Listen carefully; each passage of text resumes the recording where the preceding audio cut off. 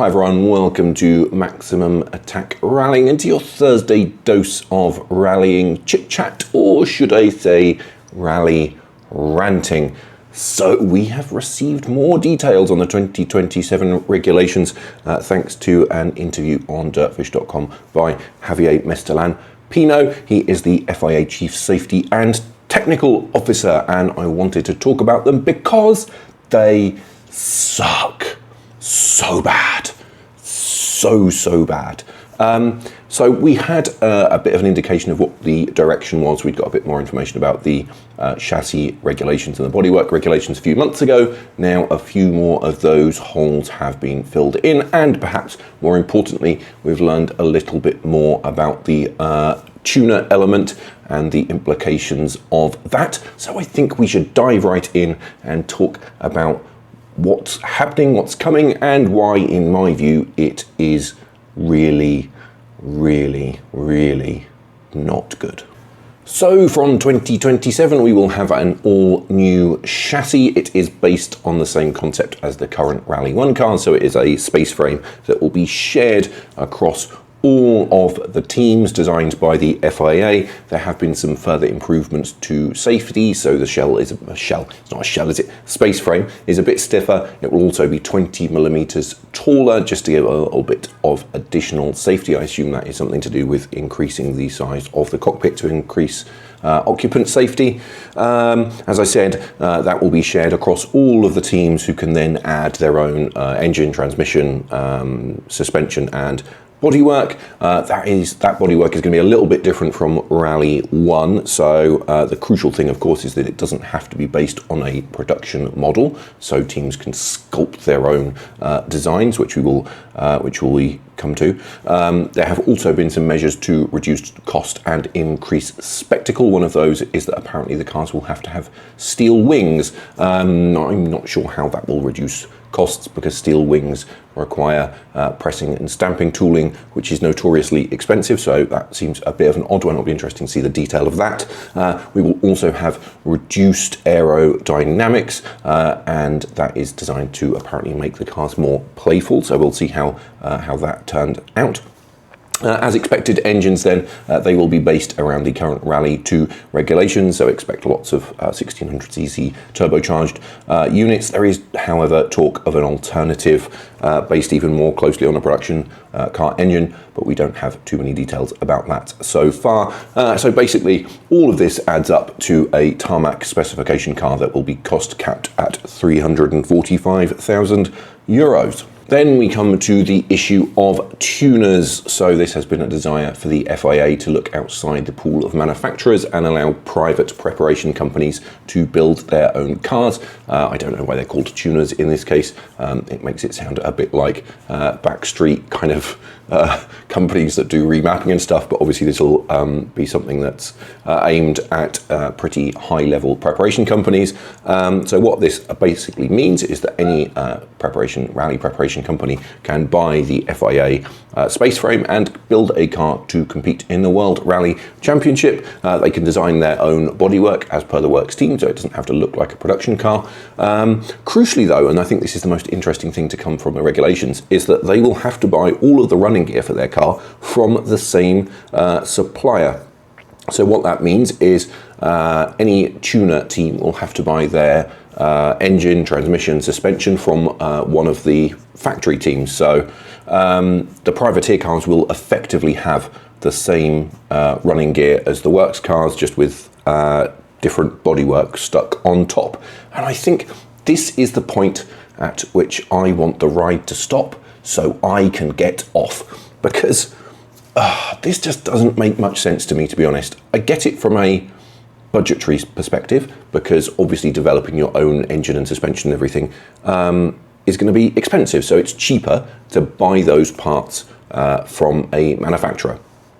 But I think there are some issues. I think on the one hand, it limits scope for innovation, doesn't it? So a private team can't come in and do something funky, and I think one of the magic of the magic of motorsport is innovation, isn't it? So a team comes along and does something tricky and fun with the regulations to maximize performance and pushes things forward. Motorsport is all about innovation, so we're cutting that out And I think perhaps even worse than that, by forcing manufacturer teams to sell their engines and suspension, I think we actually run the risk of alienating them, because if you were Toyota, for example, would you really want Bob's Rally Sport to show up at a WRC event and beat you in their car, which is effectively the same as yours, but it's just got this Temu style body shell on top of it? I'm not sure that's going to go down very well, to be honest. And is it going to lead us to then having a customer specification engine, for example, that is used by the tuner teams, which then completely undermines the whole concept of them being there in the first place, because they can't actually win, so it's almost pointless for them to build the cars. And I think it's another thing that brings me back to the same old question in all of this, is where is the value for the manufacturers? You know, if they're stuck using the same chassis as everyone else and the rest of the car is basically a Rally 2 car, there's not a lot of scope for innovation, and I think that has been a problem over the last few years as well. So I don't see much value, especially if we've got other teams that are effectively running the same car as your Toyota, Hyundai, whoever it is. I think the only positive for me is that these new WRC 2027 cars will be competing directly against existing Rally 2 cars. So that means that by default, Rally 2 will become the top category, which is something that I have been harping on about for some time now. But if that is the case, then why are we bothering? You know, why not just save everyone the hassle and continue with Rally 2 and just use that as the top category? And I think a bigger question is, what happens if a Skoda or a Citroen, for example, win an event outright? I mean, do we honestly think that if that happens, that if a traditional Rally 2 car in private hands by a non-manufacturer team wins rallies, do we think that the top works teams are going to stand for that? I don't think that they will. I think we will immediately start to see lobbying for smaller turbo restrictors or increased weight limits to slow those Rally 2 cars down. And is that really what we want? Doesn't that, again, just undermine the whole purpose of this new rule set? And that, to me, is just another issue. You know, it just shows that to me at least, there seem to be so many ways that these regulations could go wrong in terms of upsetting the manufacturers, upsetting privateers, and just not really offering any positive steps forward. You know, I think apart from the perfectly admirable desire to improve safety, it just feels like the whole technical regulation cycle has kind of come off the rails. And I'm not just talking about now, for you know, looking ahead to 2027, I'm probably talking about the last 10 years. You know, I think Rally 1 was, in my view, an unmitigated disaster. You know, we had no incentive for manufacturers to join, proven by the fact that none did join. The costs were ludicrous, especially during the hybrid era. That hybrid unit did nothing because it was a spec unit, so there was nothing for the manufacturers to market, not to mention the fact that it wasn't all that reliable. And we just ended up in a position where the cars were super expensive, not really very relevant, and didn't work. You know, we've seen a shrinking field. And I think, unfortunately, you know, even if you go back to 2017 and those regulations, while they were spectacular and we did enjoy some really close competition, ultimately they were still a dead end, weren't they? You know, the cars were too expensive, too complex. We lost Citroen along the way because it just didn't work for them. And, you know, we pushed all the privateers out because the cars were far too expensive. And, you know, it was fun in some ways, but I think if you consider it from a long-term perspective, it probably wasn't the right step, because over the last couple of regulation cycles, what we've seen is that costs have just gone completely mad, and the relevance and the marketing value for manufacturers has probably, if anything, declined. And we now find ourselves in a position where we've got 2.5 works teams. There's a very, very good chance that come 2027, Hyundai are going to be gone.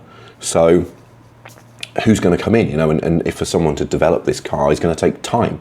So I think it's pretty unlikely that we're going to see any new teams coming along for 2027, though perhaps, you know, the fact that they can just copycat off another team, off a manufacturer, means that we might get some tuner cars, which are essentially going to be rebodied Toyotas, aren't they? Because Toyota are probably going to be the only team that's ready. And if you're going to buy an engine and suspension, you're going to want to buy it from the best team, because if you don't, what's the point? So for me, it just feels like, this is just another step in the wrong direction after, a couple of previous steps in the wrong direction starting from 2017. I think the cars have just got too complex and too far removed from the DNA of the sport.